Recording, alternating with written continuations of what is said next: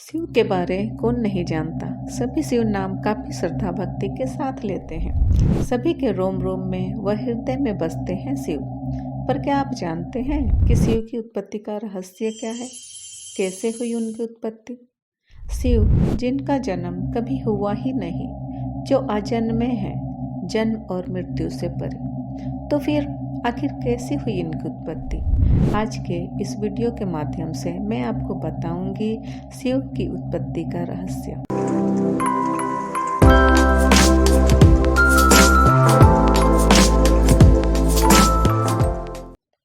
शिव पुराण में स्पष्ट है कि शिव स्वयंभू है। ना ही इनका जन्म हुआ, ना ही कभी ये हमसे दूर होंगे। इनकी उत्पत्ति स्वयं हुई है। आरंभ में जब कुछ नहीं था, शून्य था, चारों तरफ महाशून्य, तो अतः जल सतह पर विष्णु प्रकट हुए। लंबे समय बाद उनकी नाभि से एक कमल का फूल उत्पन्न हुआ। फिर वर्षों बाद उस कमल पर ब्रह्मा जी प्रकट हुए। ब्रह्मा और विष्णु जब इधर उधर विचरण कर रहे थे, तब ब्रह्मा जी ने विष्णु को देखा और मुस्कुराते हुए बोले, चलो कोई तो मिला जिसकी उत्पत्ति मेरे बाद हुई है। मैं जाने कब से अकेले भटक रहा था। अब ब्रह्मा और विष्णु जी में विवाद छिड़ गया कि पहले कौन आया, किसकी उत्पत्ति पहले हुई और किसकी बाद में। उसी समय वहां एक विशाल अग्नि स्तंभ प्रकट हुआ और उससे प्रकट हुए शिव। शिव ने ब्रह्मा और विष्णु से कहा, आप दोनों पहले इस अग्नि स्तंभ का छोर ढूंढ कर आए। जो भी छोर को ढूंढ लेंगे वही पहले आया, ये मानना होगा। ब्रह्मादेव आप ऊपर आकाश की ओर जाएं और विष्णु आप नीचे पाताल की ओर। ब्रह्मा जी ने आकाश की ओर प्रस्थान किया और विष्णु ने पाताल की ओर। दोनों उस विशाल अग्नि स्तंभ का छोर ढूंढने में लग गए। दोनों वर्षों तक छोर की खोज करते रहे, पर छोर नहीं मिला। दोनों काफी थक गए। विष्णु थक हार कर वहीं वापस आ गए जहां से चलना आरंभ किया था। ब्रह्मा जी ने एक स्थान पर पहुंचकर सोचा, मैं ही तो आरंभ हूँ, इस अग्नि स्तंभ का छोर क्या ढूंढना, मैं इसे ही अंत मानकर वापस हो जाता हूँ। उनके मन में ये भी विचार आया कि यदि विष्णु ने अग्नि स्तंभ का छोर ढूंढ लिया होगा तो यहाँ मेरी हार हो जाएगी, ये निश्चित है। इसलिए उन्होंने केतकी के फूल को मनाया और कहा कि तुम मेरे साथ चलो और शिव तथा विष्णु के पास मेरी बात का समर्थन कर देना।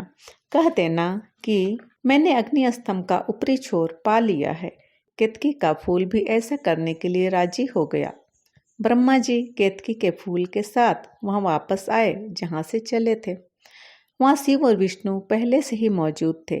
शिव ने ब्रह्मा को देखते ही पूछा, क्यों ब्रह्मा, अग्नि स्तंभ का छोर पाया या नहीं? ब्रह्मा जी ने मुस्कुराते हुए कहा, मैं ना ढूंढ पाऊं, ये कैसे संभव हो सकता है? मैंने छोर ढूंढ लिया है। मेरे साथ मेरी गवाह भी है। केतकी के फूल ने भी ब्रह्मा का समर्थन किया कि उन्होंने अग्नि स्तंभ के अंतिम छोर को पा लिया है। अब बारी आई विष्णु की। जब शिवजी ने विष्णु से पूछा कि क्या आपने निचला छोर पा लिया, तब विष्णु ने कहा, इस स्तंभ का कोई छोर नहीं है। यह ज्ञान की तरह विस्तृत है, जितना ढूंढो मिलता ही रहेगा। इसका ना कोई आदि है ना अंत। शिव ने मुस्कुराकर विष्णु से कहा, आपका कथन सही है। यही वास्तविकता है कि इस अग्नि स्तंभ का कोई और छोर नहीं। परंतु ब्रह्मा जी, मुझे इस बात का काफी दुख है कि सृष्टि आरंभ के पहले ही आपने झूठ कहा।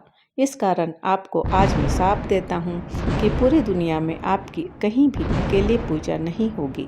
शायद इसी कारण ब्रह्मा जी का मंदिर कहीं भी स्थित नहीं, सिर्फ पुष्कर में ही एक विद्यमान है। ब्रह्मा जी के साथ साथ शिव ने केतकी के फूल को भी शाप दिया कि मेरी पूजा में तुम्हारी कोई जगह नहीं होगी। मेरे ऊपर कभी केतकी का फूल नहीं चढ़ाया जाएगा। कहा जाता है कि यदि गलती से भी केतकी का फूल शिव पर चढ़ा दिया जाए तो पूरे जीवन काल में किया गया पुण्य समाप्त हो जाता है। तत्पश्चात शिव ने कहा, यह विशाल अग्नि स्तंभ मैं ही हूँ और मेरे से ही आप दोनों की उत्पत्ति हुई है।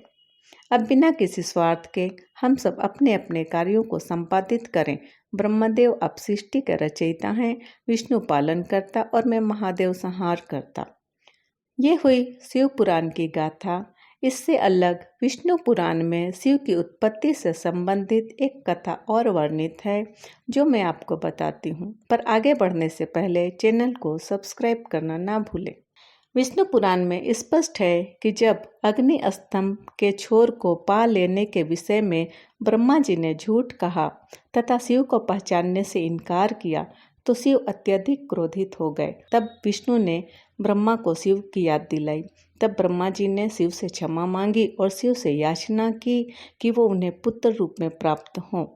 एक बार जब ब्रह्मा जी को एक बच्चे की जरूरत पड़ी तो उन्होंने शिव की आराधना की, जिसके परिणाम स्वरूप उनकी गोद में एक बालक प्रकट हुआ और जोर जोर से रोने लगा। ब्रह्मा जी के द्वारा रोने का कारण पूछने पर बालक ने उत्तर दिया कि वो इसलिए रो रहा है क्योंकि उसका नाम ब्रह्मा नहीं है। तब ब्रह्मा जी ने मुस्कुराते हुए उस बालक का नाम रुद्र रखा, जो वास्तव में शिव थे। इस तरह देखें तो यहाँ शिव ब्रह्मा के पुत्र हुए।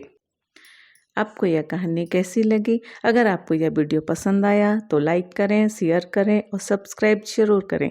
फिर मिलेंगे एक नई कहानी के साथ। तब तक के लिए विदा, नमस्कार।